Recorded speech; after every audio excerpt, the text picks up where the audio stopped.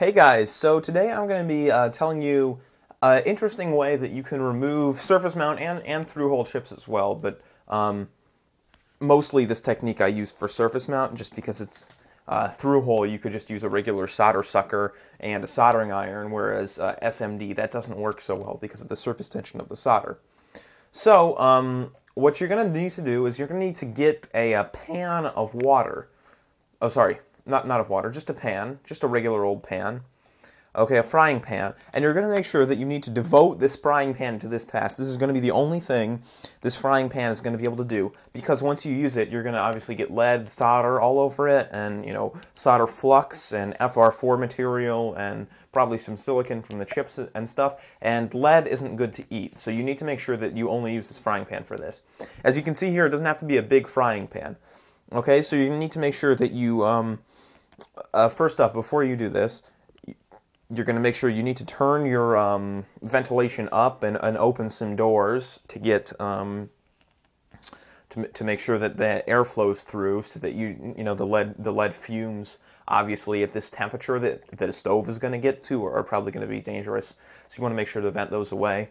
You're going to make sure you need to put on some safety goggles as well, because the solder can and has splashed up, so you don't want to get it to splash in your eyes. That would be bad. So what you're going to need to do is you're going to need to turn the stove onto high and place the frying pan on the stove, just a gas stove. I don't think an electric will get hot enough. Gas stove. And the problem with this technique is you put the board down on the frying pan, okay? So that means that the top side of the board is going to be the side with the components that you want to remove. If there's components on the bottom side, those components, as you can see here, are going to get melted and ruined. And you can't use them, too much heat for too long. The components on the top even, they may get too hot. I don't know. I haven't tested this if they get too hot or not. At least like SMD chips and stuff. I don't know if they get too hot or not. That's going to be up to you to experiment with. I'm just using it to remove the chips from the board for, soldering practice and stuff like that. So it's not important for my application. But for you, you may want to turn the heat down and wait longer. So what you're going to do is you're going to turn the heat up, you're going to place the board on the frying pan, and you're going to make sure that the side with the components you want is facing up, and you're going to make sure that the components that are on the frying pan itself, you don't want them, because if you want them, that sucks for you because you're not going to be able to get them.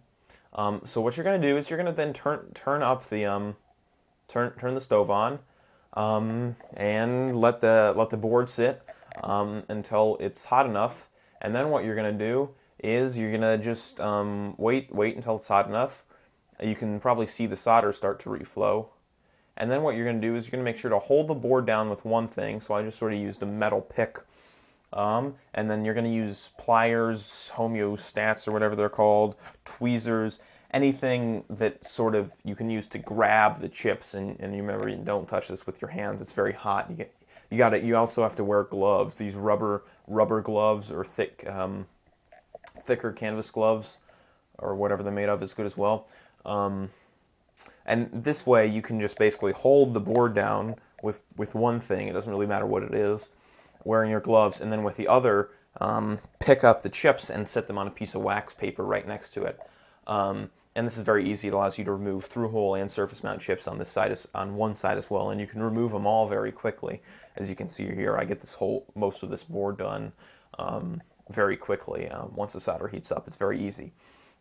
Just one thing is that when you're holding your hand over the frying pan, it tends to get very hot. So just running your hands, if they have the rubber gloves, under cold water for a second or two will cool it down and make it comfortable again. So that's really the whole process. When you're done, you just need to make sure to turn the stove off, turn the fan down, shut the doors, whatever, and then you have your components. So that's really it. It's basically hot air rework without the hot air. So the whole point is that you're basically using the oven as your hot air instead, and you can literally just push the board down with one thing, and just with something else, just literally pick the components up. It's that easy. Just like I said, the limitations are that the components on the bottom get burned, and you got to make sure that you are really careful with this, because solder can splash up into your eyes, and it can be very dangerous. But yeah, that's really it. It's really easy. You just hold the board down with one thing and just pick the components up and sit them down on the other. And these are all the components I got. So use this at your own home, and you might have to experiment with the temperature of your stove. I don't believe it will work with electric stoves, but that's up for you to experiment with. It definitely works on my gas stove, and it definitely works on high heat. It's just your first board is going to take longer because you have to heat up the frying pan. But that's it. So experiment with your own. See if it's too hot. Get the temperature right, and you can get components off boards fairly quickly. Especially if it's something like a one-sided board where there's no components on the other side to ruin. This technique can be particularly helpful. So thanks for watching.